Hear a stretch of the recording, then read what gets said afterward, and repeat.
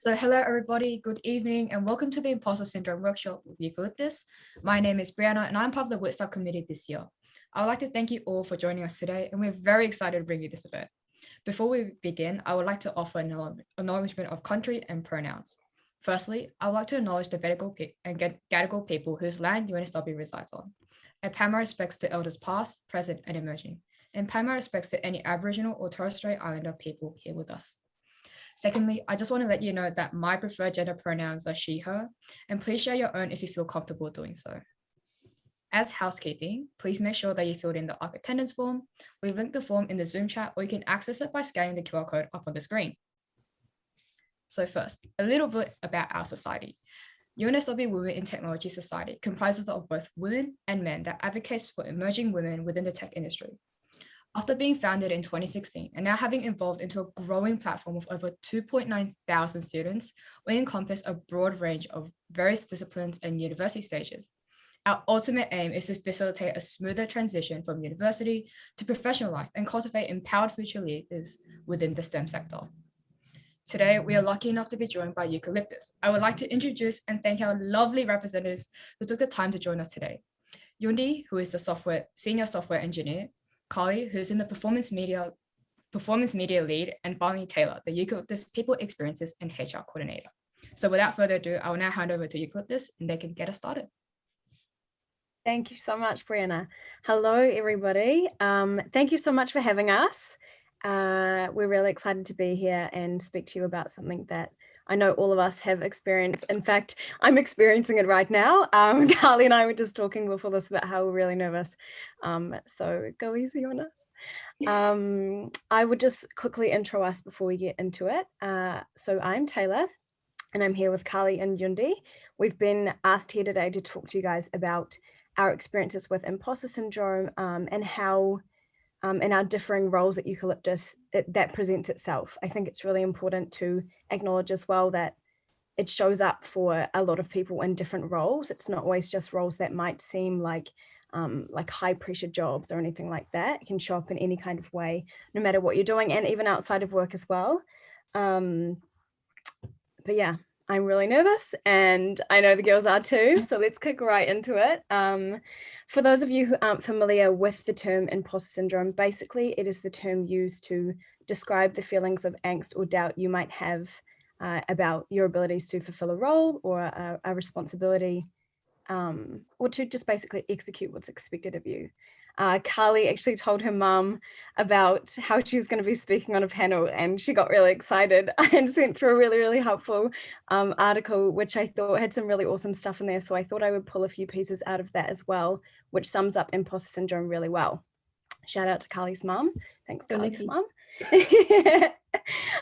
So the article defines imposter syndrome as a psychological phenomenon characterized by feeling that you are a fake who will be exposed as incapable despite evidence of your intelligence, such as maybe a qualification or positive feedback from your peers or someone like a manager.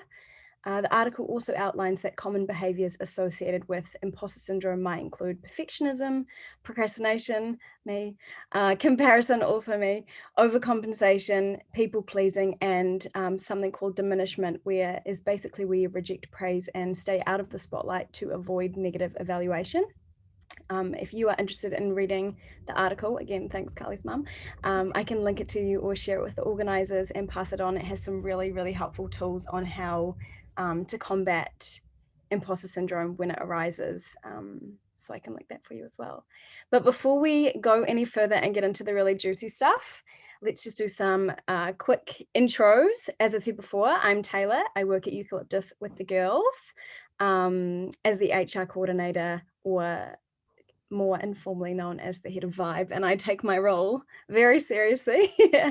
I started at Eucalyptus just over a year ago in customer experience before a position came up in HR, and I'd never worked in HR before, apart from maybe like one paper at uni. I really liked it and I just thought, why not? I'll just put my hand up for it and see what happens. I took a punt and 8 months later, they're still letting me do it. So I guess that means I'm doing an all right job, which is amazing. and at the moment, I am pathwaying into talent acquisition for the ops sector of Eucalyptus, which is really, really exciting. But obviously, with any new role comes a whole lot of those, what am I doing experiences? And I am definitely experiencing that at the moment. So that's why I'm here. I feel like I'm absolutely winging it in almost every single day of my job, but I hope that some of the things that I'm experiencing with imposter syndrome and some of the ways that I combat it for myself are really helpful for some of you. But yeah, Carly, throw it to you. Tayler is the best head of Vibe, in case you're ever wondering. She has done an amazing job in building our culture at Euc. I'm Carly. I'm the performance marketing lead at Eucalyptus. So my job is really to run all of our kind of digital marketing. So it really boils down to any kind of Facebook ad or YouTube, Google, whatever. If you ever see Euc brands on there, that's my job, to really get kind of like the right message to the right person at the right time in order to make sure that they know about our products and buy them and become really lovely customers. So I joined Euc just after Tayler. So I've been there for a little over a year. I started as just an individual contributor doing performance marketing. And then about 6 months ago, was promoted into the lead position. So recently I've got a team now, and I also have no idea what I'm doing. It's like such a new area of my career, and really exciting time, but also just like, how do you be responsible for people? How do you act as a leader in an organization when you've never been one before? So I think that has been like a huge learning curve for me. And I've had to do a lot of like internal reflection in the past like few months to really make sure that I can operate at my best. And I think that's helped me learn quite a few things that hopefully will share with you that will hopefully be useful in the future. Yundi? Hi everyone, really excited to have this talk with you today. So I'm Yundi, I'm a software engineer, the nerdy one out of three. So my job is coding and delivering features to our platform, so our customers can have their pills, whatever delivered, and so they can get along with their life. So helping people's life better. I've been in Eucalyptus for 4 months, relatively new, but I've been in this industry for 5 years. So I studied computer science in uni, and then after that, just working in different startup companies as an engineer. Yes, I'm very stoked here to share my experience with imposter syndrome with you. Yay. So the next part we're sort of going to talk about is how it might show up in our roles and why it shows up. I think it's really important to be able to identify when it's happening, and then we will share some sort of tools that we use to combat that when it arises for us. And I think we sort of had a bit of a discussion before about it, and we all have really, really different ways of dealing with it, which I think could be really helpful for some of you as well. So as I said before, for me, it literally shows up all the time, even with this panel. I was talking to Carly a few weeks ago saying about how excited I was to be on a panel, because I didn't think I would get another chance to be on a panel because people don't really consider my job as important. And she was like, no way, gas yourself up. So here I am on a panel gassing myself up. I think it arises all the time for me. One specific example that I can think of, I think, is especially women as well, we tend to undersell ourselves in the workplace. And I remember a couple of months ago, I was asking for a pay rise and I was so sweaty and I was shaking and I literally was like, I don't know how I'm going to do this. I wrote a list of all of the reasons that I thought I deserved a pay rise and gave it to my boss. I was like trembling. But in the end, I got it. And I mean, if I hadn't done that, that wouldn't have happened. So that was amazing. I think also now in my changing role, and quite a broad role as well, I'm constantly working on things that I've never done before, which give me quite a lot of anxiety. I make a lot of decisions internally that impact the culture and the vibe, I guess, at Eucalyptus, which now has a staff of, I think, 140 people. And sometimes that really feels like a big responsibility, especially going into lockdown. Sometimes my job was just like checking in on people and making sure their well-being was okay, which was amazing because I love that sort of stuff, but also it just felt like a lot of pressure. And some days it's really easy to manage and I can sort of just brush it off or use a few little tools that I have in my tool belt. But some days, like a couple of weeks ago, I took a Monday off because I was already crying by like 10 a.m. So I just took the whole day off. And I'm just going to openly say that because that's just what happens sometimes. But thankfully as well, the team at UC is amazing. And I openly said that to my boss, like, I need to take the day off because I can't stop crying. And I was like, that's fine. So yeah, that's pretty much how I experience it. I think, to be honest, it's kind of a new feeling that I've had because I'd only really sort of worked in like customer experience or hospitality before. And when I started at Eucalyptus, I was in customer experience because I'd been doing it for so many years. I didn't really get the same sort of feelings of imposter syndrome or anxiety because I sort of knew it like the back of my hand. But I really, really wanted to throw myself into something new and challenge myself. And I knew that was going to come with these feelings of anxiety and really second guessing myself and a lot of self-doubt. But I sort of just thought, like, what's the worst that can happen? You take a punt. If the answer's no, like, nothing lost, nothing gained. You wouldn't know anyway. So yeah, I took the punt and here I am in HR and now going into another completely different career that I would never have imagined, and it's really, really exciting. Yeah, Carly. That's awesome. So proud of you. Way to go. Love it, guys. Gas me up. Always. I think like for me, I think, yeah, same. I think imposter syndrome happens all the time, right? It's like a faction of anxiety and fear, which is like completely normal human feelings. And I think even like as an entry-level role, like fresh out of uni, joining and thinking like even the tiniest amount of responsibility, I would be like, oh my gosh, I'm the least qualified person here. I have literally been out of school for a month. Like, why am I being trusted with this? There has to be other people that can do that. And that was like constantly there. And it was like, you know, obviously took time and repetition to be able to kind of get rid of that. But I think it's been present. And then coming into UC and being given more responsibility and being surrounded by like the smartest people that I have ever met in my life. And being in a room with these people who are like so talented, so smart. And now suddenly I'm in this room too. And they're like really intensely strategizing, coming up with ideas, all this stuff. And I'm like sitting there like, there's no way I'm supposed to be here. Like someone messed up the invitation. I am just like the person that sits back and like, you tell me what to do and I'll do it. And I think now shifting into like having more responsibility in that, like my voice is supposed to matter. Like, I think sometimes if I think about it too much, I'll be like, why are they trusting me with millions of dollars of advertising money? Like, why, like what, how did that happen? Like, these people are more capable, right? And I think if I think about it for too long, then that voice in my head is just like, yeah, absolutely. What are you doing? You cannot be here. Like, you are not going to succeed, like that kind of stuff. And I think feeling like, why am I here? I think it really hit hard a while back. And I was like, okay, like I can either like sit here and like really fret or just remind myself that the really smart, talented people that I'm sitting next to that I'm like in awe of are the ones who put me in that position. And like, they're not dumb. I know that they wouldn't have put me in that position if they didn't think that I could do it. So then it then becomes a matter of, okay, I'm here now. I have to do something about it. Like I have to just start like believing myself enough to make smart decisions and become the person that I want to be, which is very similar to them, or like learn from them and grow. So I think through that process, I've really learned how to at least hopefully start to push myself in that direction to really start overcoming that kind of fear, because like I'm now realizing that like, yes, you deserve to be in that room. No one made a mistake there. Like you're included because you're valued and things like that. And I think that shift in like thought and behavior is a really, really tricky one. But it's a really, really important one that I think we all can do. And so, yeah. So true. Thanks for sharing your experience. So my experience is a little bit different. So the situations I personally encounter imposter syndrome usually happens in like every time I get amazing job offers.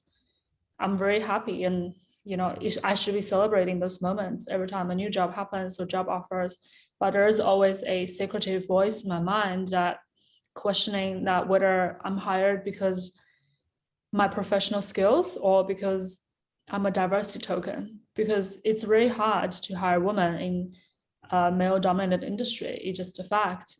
And also, I'm just questioning whether I will always get hired, no matter what I do, how I perform in interviews, because I'm just a diversity token.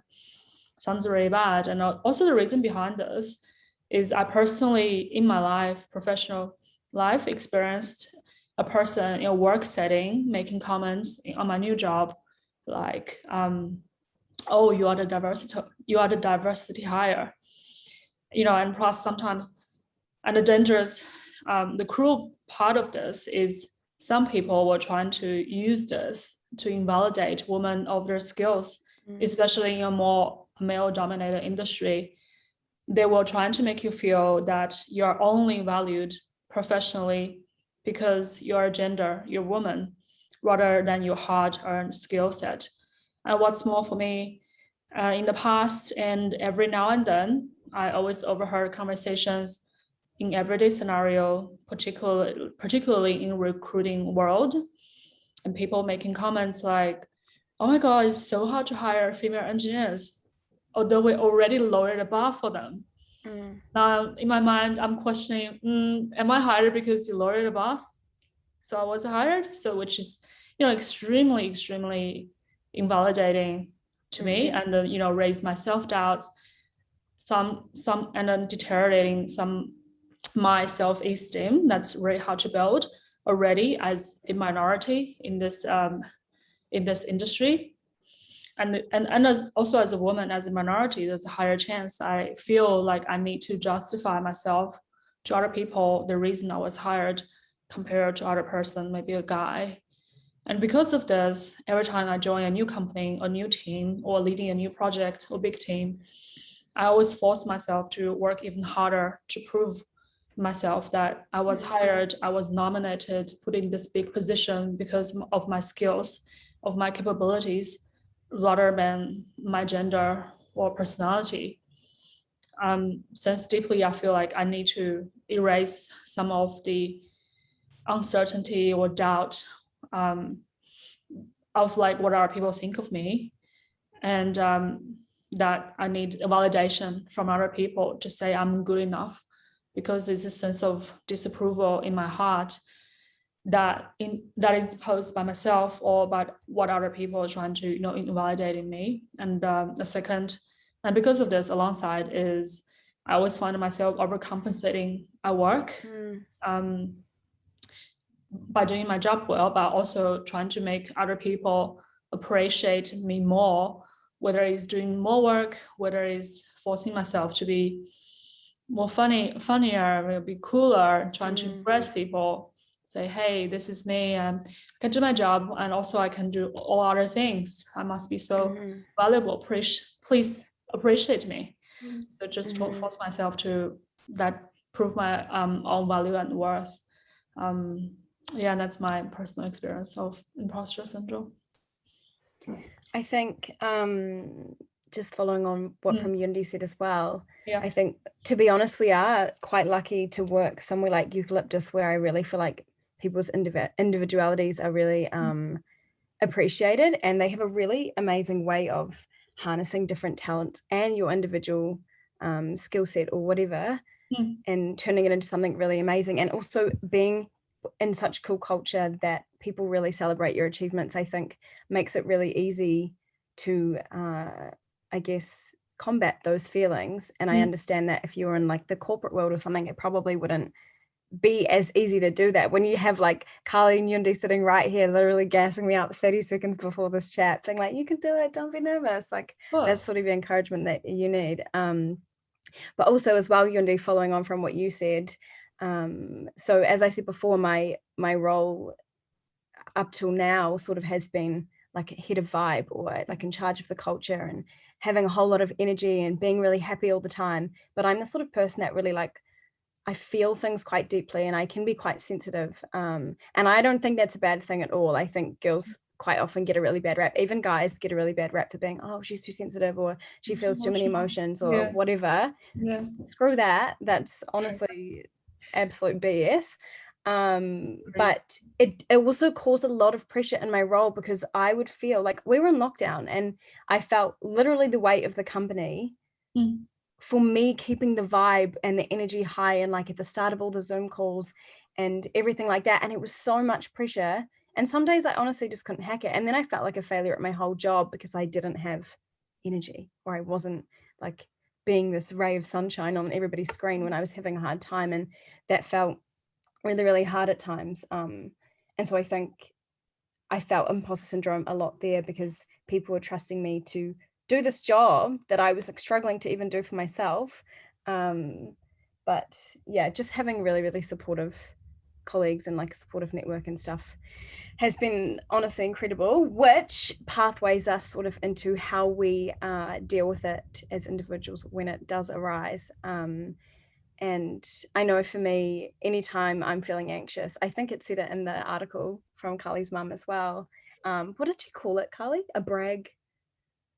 Oh, it's like a brag file. Like a brag file, like a brag document. So you write like all of the positive affirmations that you've received from like your colleagues or even people in your family, literally anybody.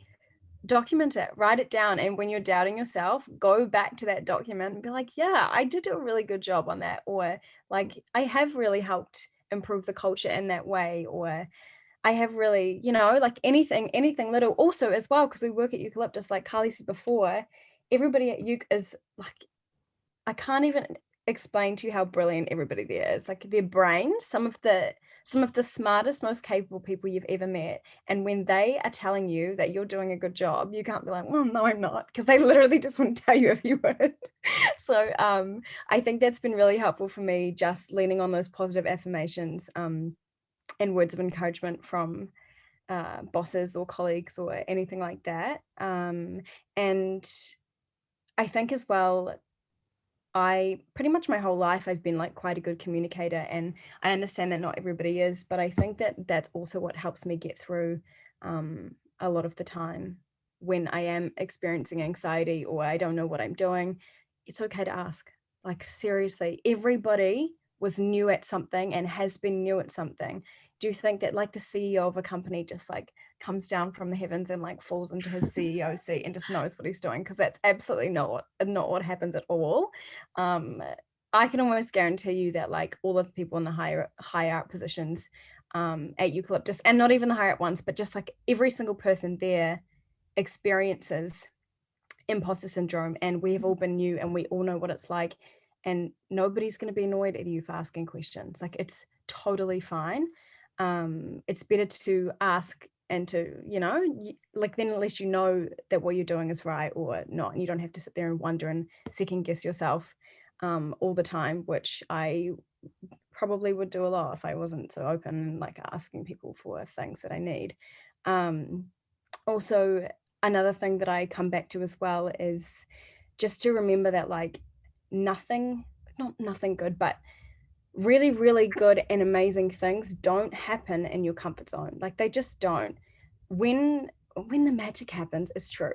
When the magic happens is when you push yourself and you do things that you didn't know whether or not you were capable of them, and then you achieve them. And like I was saying to the girls before, nothing feels better for me personally than achieving that thing that you like weren't sure if you could do it or not. So yeah, just I think with that as well, like understand that, like I said, you don't grow in your comfort zone, but also like the people who have put you in the position, like what Carly was saying before, people who have put you in the position that you're in now, you may have like competed for the job, hundreds of other people, and beaten out other people in interviews, like 20 or 30 people or whatever, and the people putting you in that position who know the role saw potential in you to do that role and do it well. And I think also lean into that too, because they wouldn't put you there if they didn't think that you were capable. So lean into that growth and really just like appreciate the opportunity that you've been given to learn from people who know the role and who know the position and know the company. And yeah, just acknowledge that you're probably going to screw it up from time to time, but like we all do. So yeah, just go for it. Yeah. +1 for the brag file. I love it. Like the people I work the closest with are like the most like to the point, direct people ever. And they're like, you know, we don't really believe in positive, like, you know, in telling a bunch of like things like all the time for funsies. So I literally have a screenshot folder on my laptop of just like, like good work, or like nice. You're like, I'm gonna nice. keep it. And then I feel really terrible about myself, or I like will convince myself this person hates me or thinks I'm not competent. I'll like just open it up and be like, all right, good enough amount of confidence.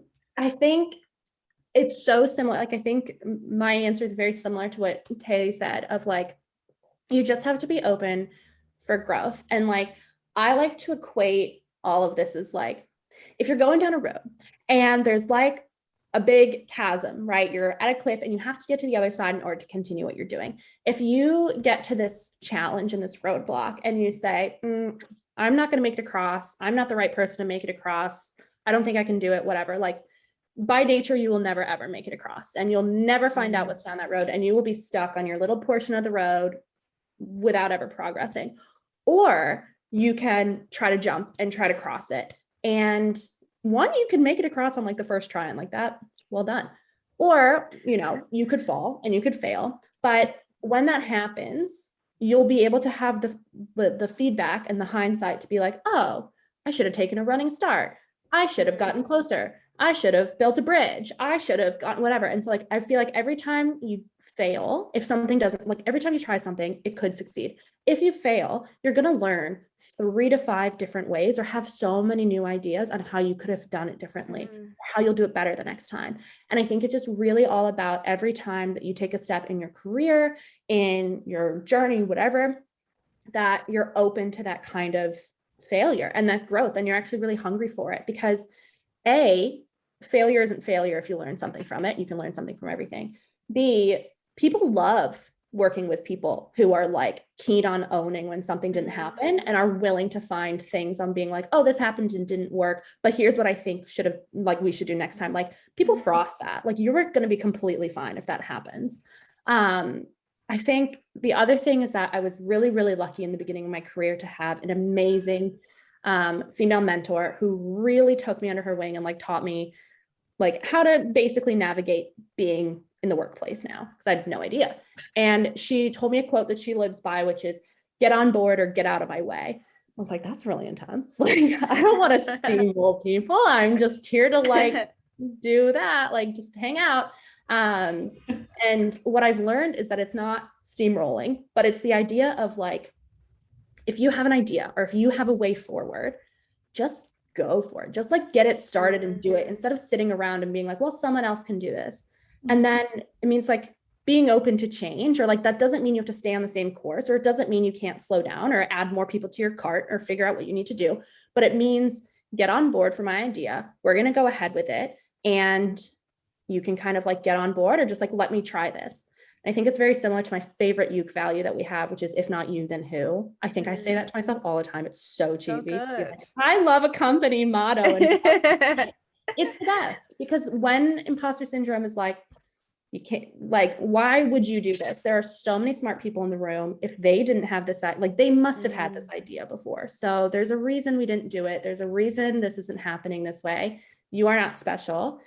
I just have that thought, like, if not you, then who? I'm just going to give it a try. And if I fall, whatever, I'll provide more ideas. But like, that saying really, really helps me just like get off my, like, I'm terrified to make this jump, I can't do this, to just be like, nah, well, if I don't jump across this, I never will. Someone else might never do it. May as well give it a try. So I think those are the little mantras. So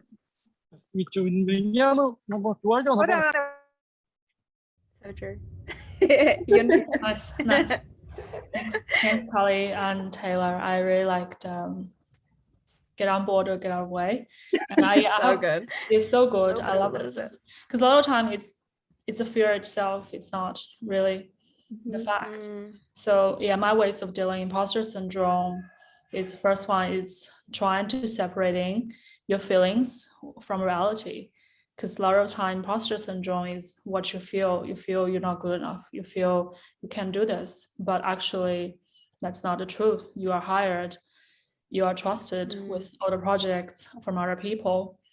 So we are trying to be more objective, viewing the current situation or your behaviors of achievement. And the second one is recognizing that we're all falling victims of a spotlight effect. Because the imposter syndrome, I think one of of the reason is we're always wondering what other people are thinking about us. Are they judging us? Are they thinking I'm not good enough? Are they thinking, oh, she can't do this? But in reality, people just concerned about themselves. And fundamentally, no one really cares about you because everyone is selfish. They just want you to get a job done and get out, no matter how you do it, just get it done. And which is actually quite liberating thinking about that. And the third one, how I deal with imposter syndrome is accepting like everybody on the planet Earth is deeply, deeply, deeply flawed, more or less, beneath the more polished surface. Because everybody has insecurities. Everybody know what they don't know. But no one outspeak their insecurities. And we know what we don't know, and we don't know what other people don't know. Right? So, and especially in the current culture, I think what we choose to say and display in public is extremely curated. That we only showcase the best moments of our life in social media, in workplace, your best skill sets, but no one else showcase their insecurities or what they don't know, they feel bad about. So just realize that everybody is deeply flawed. And the last but not least is really having a solid support group, where it's friends who have a deeply understanding of the situation and without judgment, who can be open and honest, and who can give you more objective advice. And or amazingly, I want to point out, echo to Tayler's point, like your current company, Eucalyptus is very, very open environment. Everybody's extremely honest and willing to share and give you feedback on what's going well and what's not going well. How can we improve? What can we improve? Being in this environment and culture really helps us. What helps me deal with the imposter syndrome much better. I love what you said about how everyone, like how you know what you don't know, but you don't know what you know. Like coming into this talk, like I have worked with Yundi on things and I've just been like blown away. Like she has solved all of my problems for me, like work related stuff. And I'm like, I don't know what's happening. And she's like, oh my gosh, done. And like so fast, like so brilliant. And I never ever would have thought that like she has felt that way before. And like, as Tay mentioned, she's always like the ray of sunshine around the office and like everyone adores her and all this stuff. Like she really has it put together. Like she's changed roles. And then I remember like when she messaged me for this panel and she was like, hey, like, do you like have imposter syndrome? Like, do you want to do this? And I was like, oh, all the time. And then I remember being like, wait, do you ever feel like you don't know what you're doing? And she's like, oh, every day. And I was like, oh my gosh, every day. And like, that's like, I'm starting to like open up a bit more to other people that I work closely with, of being like, hey, like, how frequently do you feel like you don't know what's going on? And like, we all know, like, I think we're all just like stumbling through it and doing a great job. Absolutely. Like, that kind of openness and that support and like having that like is so valuable and cool and like makes me feel so much better about like coming in. Like, absolutely. We're all in it together, you know? We really are. I was walking with one of our colleagues the other day, a socially distanced walk, of course, Chris, who's in the customer experience team, sort of saying, I really hope you guys are going to be able to relate to this because otherwise it's going to be very embarrassing. I'm going to do it anyway.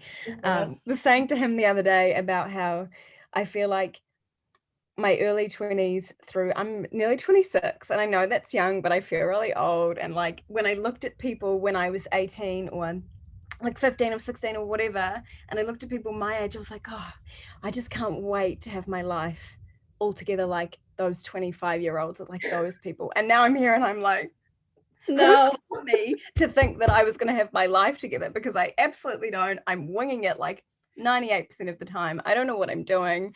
And I feel like I'm back with my cousins or my brother, like when we were 5 or 6 playing like adults, you know, when you would like pretend to be the teacher in the classroom or like pretend that you were like a checkout chick or something. I feel like that every day. Like I'm calling people, interviewing people, being like, so why would you like to work at Eucalyptus? I'm like, I'm an imposter. Who's letting me do this? Like, please take the responsibility away. It's too much. But really, like, lean into it. I've just embraced it now. I go to these guys to give me words of encouragement. I use my brag file. all of the things, whatever you need to do. I read in that article, again, what's your mum's name, Carly? She needs a really Nikki. special mention on here. Nikki. I know, Nikki needs shout a her out. mention. Shout her out, Nikki, thank you. It said in there that some people give the negative voice on their shoulder, I guess. There'd be like the good voice and the bad voice, but they would give the negative voice a name. One of them called him Bart, which I thought was really funny. He was like, "Shut up, Bart," and would like speak to him. And I don't know if that's like a sign of crazy, or, I mean, if it works for you, it works for you. And some other people had like, I think she had like a teddy or a soft toy on her desk that she also like gave a full-on personality and would just be like, "No, turn off the voice." So that could work for you as well. But yeah, there are a lot of things you can do. And I think at the end of the day, like, just remember that we are all human beings. Like what Yundi said, we are flawed. Nobody is perfect. And would you rather, like, statistically, human error says you're going to probably screw things up quite a lot of the time. Would you rather screw up trying to do something that like makes you really excited, or stepping outside your comfort zone, or like you could achieve this amazing thing if you do it? Or would you rather screw up because you're just kind of like sitting in a job that you're like really happy with, you're kind of bored and you're on autopilot, so you're like not even thinking about it? That's what I think. Like, which sort of seat would you rather be in? Yeah. Do you guys really? Live. It's all good. Drop the mic. I'm just kidding. Beautiful. Do you guys have anything you want to add, or should we throw to the questions? I think you wrapped it beautifully. Oh, Yeah, and I love it. Yeah, every mistake is it's a lesson. Everybody makes absolutely. mistakes. Yeah, I do. That was a full-on Hannah Montana moment right there. Just being fast now. With the background music. Yeah, cue the music. Oh, Yeah. we go. Amazing. Do you guys want to, does anyone have any questions? If you feel comfortable, please by all means turn your microphones on and ask it. I swear to you, we're not scary. Oh, yes. Hi, I just had a question. Absolutely. Right. Yeah, first of all, thanks for coming down and sharing something so close to you. That's And okay. I was just wondering, so how can I tell that someone else has imposter syndrome and like is really suffering to it? And if so, how can I like talk to them, or how should I support them? Because like I think it's really difficult to like talk someone out of their insecurities, stuff like that. Yeah. 100%. For me personally, I am honestly just huge on communication. Like, it's okay to ask, like, how are you doing? How is your role going? Is there anything you're struggling with? I think maybe initially, sorry, you go. Yep. I think like asking is great, but the problem is like a lot of times that people I talk to, they're not really like willing to share, so they would just pass it off as like, yeah, I'm okay and stuff like that. Yeah, I definitely understand that. I mean, it is hard, like what Yundi said, everybody's flawed, but nobody really like wants to admit that, right? So they put on a brave face, or they fake it till they make it, or whatever. And like, that's totally fine. But I guess at the end of the day, like, to be honest, it is really hard to know if somebody's struggling if you don't communicate them. Or maybe just, instead of asking them directly, try and encourage like fostering a workplace environment or a university environment, or whatever the environment is that makes people feel comfortable speaking about how they feel. Even if you have to be like openly acknowledging, hey guys, I feel really out of my depth on this. That's one thing that I would say at Eucalyptus I've tried to do. And sometimes I worry it gets perceived as like me throwing myself a pity party, but I feel that by acknowledging the fact that like I'm really struggling, or I took a day off work because I wasn't coping, or I get really bad anxiety, it fosters this environment at Eucalyptus, I hope, where people feel comfortable also acknowledging that as well. Or maybe they find me approachable, so they will come and let me know when they're struggling, and I can sort of escalate that to where it needs to go. But I think there really is no way of knowing we're not mind readers, and we shouldn't be expected to be, but like lead by example. And if you can openly acknowledge to your peers how you're feeling, then hopefully it will encourage them to do the same when they're really struggling as well. Yeah, definitely. I think like I think there are like some things that you can tell, like if, for example, if someone doesn't, take praise, or like if they, everyone's doing a good job and they're like, oh, it wasn't, or whatever, like, oh, Right. you can tell if they're like putting down comments and things like that. I think something I really like to do is like exactly what Tay says, like leading by example, right? Like if someone does something really great, I'll make it a point to like, if you know, it's shouted out in the company or even a comment, like I'll follow up with them afterwards and be like, hey, I just want to let you know like how much that like made my life easier, like how much that like really did matter. And whether or not they take it, like it's a two-way thing, but at least you put it out there and you say like, I just one-on-one want to let you know that I thought you did an amazing job and that work really mattered to my job. Like regardless of whether it sounded good, like you like really helped me. Thank you. And then it's exactly owning it. Like I do this with like my team, and whether or not they are like, you know, whether or not it's working, who knows? But like, I don't want them to feel pressured. So all the time I'll be like, oh, if something comes up, I'll be like, oh, I mean, I have no idea how to set this up in the past. And like, honestly, I don't know if it's right. And I'm very open with what I don't know with my team members so that they don't see like that they have to be perfect all the time and they have to be doing all this stuff. I guessed. So if your guess is as good as mine, or like, you know, oh, I messed that up before. Like one time I accidentally forgot 50,000, like all this kind of stuff. And then they're like, oh, haha, that's hilarious. Why did that happen? And I'll say, I don't know. It happened. And I like to think that humanizes it. And if you can provide that on yourself with your times, like so good. That fosters that environment for them to be like, oh, I think I messed up, or like, oh, I'm scared, or oh, I don't know how to do this. Can you help? So it's only as much as you can put out there as well. Yeah, for sure. Yeah, I agree with what you both said. I think, giving praises whenever to people and making them feel appreciated. And the second one is being vulnerable first by you sharing your vulnerabilities. That'll make other people feel comfortable sharing theirs. And it's a great way to build trust as well. Yeah. It's scary. Like, yes. Don't get us wrong. It's not just like, oh, walk in the park. I told everybody, 130 people that I cried and had to take the whole day off. Like, that's kind of embarrassing for me.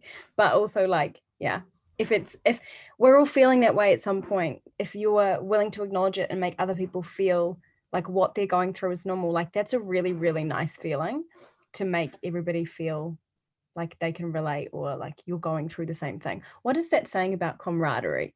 I don't know. But when you're all in it together, even if it is up shit creek without a paddle, excuse my French, it's just so much better, right? Than being out there alone. So yeah, I think that's good. That was a good. Hello. Question. I also have a question. So firstly, I'd like to say thank you so much for sharing all of your experiences today. That was so interesting and helpful. And so my question is, when was the point you realized you had imposter syndrome? Like, was it during the experience itself, or was it more after, when you're reflecting on the past? Great question. I don't think I would. Oh, sorry. You want to go? No, you go. I was gonna say, like, I think when I first started, like in my career, I obviously, like, I didn't know it was imposter syndrome, and I didn't name it. I just thought I had anxiety and I wasn't well equipped for like the workplace. Me too. But then I like started to talk to like mentors or things like that, and they were like 10 years older than me, and they were like, yeah, no, all the time. And that's like that's completely normal. So I think like that's in retrospect of being like, oh, I totally have imposter syndrome. I think as I've been older and I knew that that's like what that was, and especially like, I think it's in the weeds of things. Like if someone's like, okay, Carly, you have to do this and you're responsible for it, I will sit there, like I can tell the voice in my head that's like, what do I do? Like, how do I do? Why is that happening? So I think now I'm able to pinpoint it and recognize it. But I think starting out, like not being aware that this was really common and not being aware that like it was okay to experience, I was just like, I really let it beat myself up of just being like, you're just not cut for it. Just so not true, because we're also gonna be fine. But I think that's where I've kind of felt it. Yeah, thank you. I totally agree. I think I knew what imposter syndrome was, but I sort of didn't mesh the two together and be like, oh, that's what's going on. Mine would just be like moments, you know, you're like walking around the office like, I don't know what I'm doing. Oh my God, people are going to think I'm an idiot. But also like another really important thing to acknowledge is like, not everybody is good at everything. Like you might have some things in your job that you smash, like you're so good at it. And there's other things that you're not so good at. That's why you have a team, because you all have different talents, and if you can lean into them and you learn how to do that, then like you're just going to be one mega brilliant team instead of being like uncertain individuals. So yeah, I think that's really helpful too. Yeah, and then I think I'm a very confident person. I'm very confident in my professional skills. Yeah. I think Yes. yeah, I have this blind confidence, but the moments I realize I have imposter syndrome, most of the time it's every time there's a new job or really massive challenge that you conquered and people give you praise, you feel good, but meantime you just feel like, oh, I actually didn't do that much. Why are you praising me for it? It's not that difficult, but I did it. Sometimes I feel those like self-doubt. I think that's part of the imposter syndrome. And also like from my experience I shared, people in the industry and trying to like make me feel I was hired because I'm a woman, an Asian woman, like the diversity token instead of my skills. Yeah, and those moments just make me doubt myself, but it's short past. Yeah, end of the day, have a good environment, support groups, good company, good culture, good teammates that make you feel appreciated and valued. Yeah, for sure. Hi, I have a question as well. So, yeah, once again, thank you for sharing all of that. I found it really like comforting and inspiring in a way, I guess. And so I was wondering if there are any like particular people or role models who inspire you and motivate you to keep pushing through these kinds of struggles? Oof, that's a good question. I think for me, there are like a few individuals at Eucalyptus that come to mind, but I think just being in an environment with such like high functioning, high performing, intelligent, but also cool people, like everybody respects each other, whether you get feedback that is positive or negative, because you respect each other so much, you can really take on board what they say. I'm probably a little bit biased as well. One of the people that I look up to a lot at Euc. I talk about Euc, obviously we're here from Eucalyptus, but also it's like my first professional job. So that's why I'm talking about Euc all the time. Also, I am very biased. Come work at Eucalyptus. That's my talent acquisition plug. Does she work in HR? You've never met what, me? But Alexei, so he is one of the founders and the CFO, and probably one of the most incredible business minds you would ever experience. And we could not be more different. He is like processes, finances, very like everything fits in a box. There's process for everything. He's teaching me how to build out processes for social things. And I'm like, why do we need to do that? It's just a party. But you don't need to do that, otherwise it's not scalable. Anyway, everything he's good at, I'm so bad at, but he is so good at giving positive reinforcement. He once told me that my superpower was reading the room and that I had more energy in my little finger than him and the HR manager combined. So just like little things like that, I think for me, someone coming into this role that I have no idea what I'm doing, to have somebody like him, Alexei, with the guys, back me up. How brilliant is Alexei? Yeah, insane. Yeah, he's a genius. Someone like that in your corner backing you, who appreciates that while our skill sets are very different and I suck at technology and processes and all that stuff, he appreciates my skill set so much because it's so vastly different to his. And in his mind, he just like can't really fathom how I can have the energy and like read the room, and that's my superpower, you know? So I think like having people like that really, really appreciate your set of skills and surrounding yourself with those sorts of people is really, really amazing. And even little things like, for example, you would probably not ever expect that Alexei would get any kind of imposter syndrome or nervous in situations or anything. But he's like, openly, we've talked about it, he's not like overly comfortable with social situations. And I remember one time we were going for our one-on-one, we go for a walk, we have that in common, we both need to clear our heads, so we do that as our little like manager meeting thing. But when I said to him, oh, I get social anxiety all the time and I find small talk really like like almost cripplingly painful to the point where I would just like dart in the other direction because I couldn't fathom how to have a conversation that wasn't like really deep. I don't know why. That's also really weird. And he was like, I get social anxiety too. And just little things like that when you're like, oh, this guy is human. We have so much more in common than you would think, even though on paper we are just like opposite human beings. And anyway, I think I went off on a huge tangent, but just surrounding yourself with people who like really, really appreciate you and your skill set, and just because you're different to them, they don't think that you're useless. Because I think a lot of people, especially in like corporate environments, think like, oh, your brain doesn't work the same way mine does, so you're an idiot. But like that's absolutely not the case at all. It's true. I think that, I really like your points. And to your question, the role model, I used to have role models like my manager or people who are more senior, like technically than me. Right now, all my role models are actually my close friends. I aspire to be a combination of good qualities all my friends have. Some friends who are very honest and open and accepting about who I am. And some friends are super good at like career woman, career man, at their job. And some friends are super patient, listen to your questions, give you advice.